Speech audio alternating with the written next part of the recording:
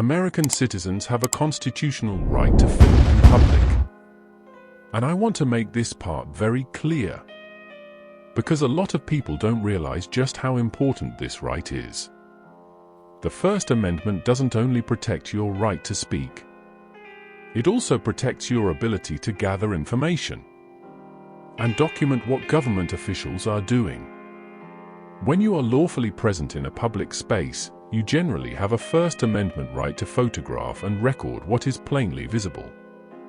And that includes government officials performing their duties in public, police officers, federal agents, government employees, and other public officials carrying out government business, where the public is lawfully allowed to be. You do not have to be a journalist to have this right. You don't need a press badge. You don't need permission from the government simply because you're holding a camera. You are a citizen, and the Constitution protects your ability to observe and document your government. This principle has been recognized repeatedly by the courts. For example, in Glick v. Cunniff, the First Circuit Court of Appeals recognized a First Amendment right to openly record police officers performing their duties in a public place. And other federal courts have recognized similar protections. The reason this right is so important is simple.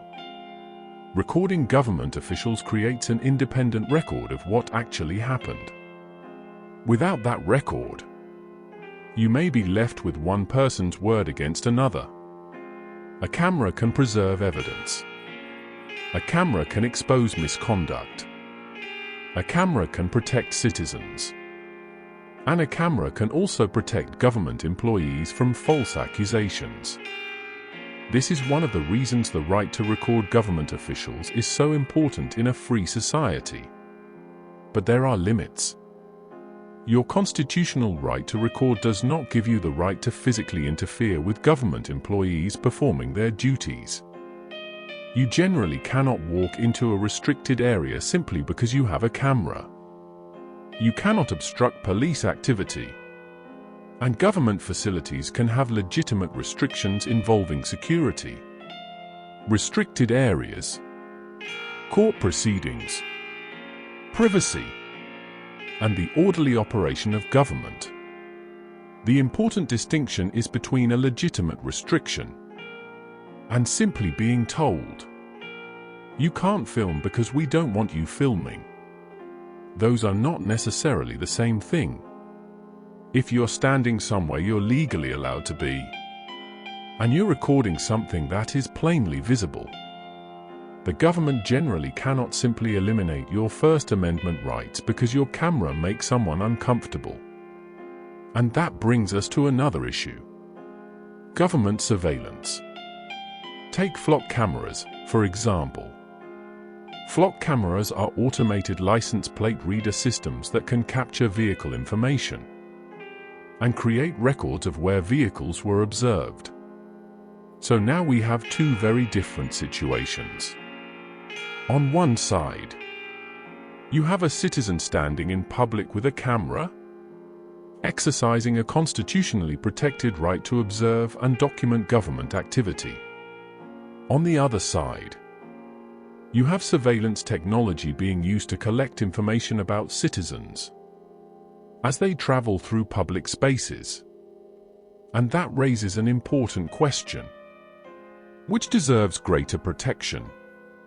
The individual's constitutional right to observe and record the government, or the government's ability to monitor and collect information about the individual?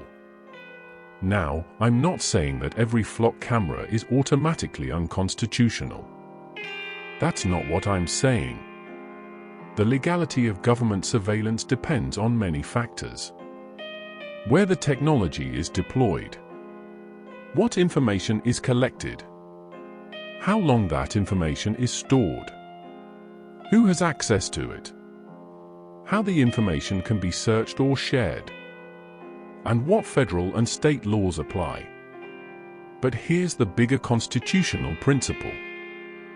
The fact that you are traveling in public does not automatically mean the government has unlimited authority to monitor, record, store, and analyze everything about you. And that's where this conversation becomes important. The First Amendment gives citizens a powerful tool for holding government accountable. Your camera can document what government officials are doing. Your recording can preserve evidence. Your footage can inform the public. And your ability to record can act as a check against government abuse. That is fundamentally different from giving the government increasingly powerful tools to observe its citizens. The government is supposed to be accountable to the people. The people are not supposed to be afraid of exercising their constitutional rights, simply because they're being watched.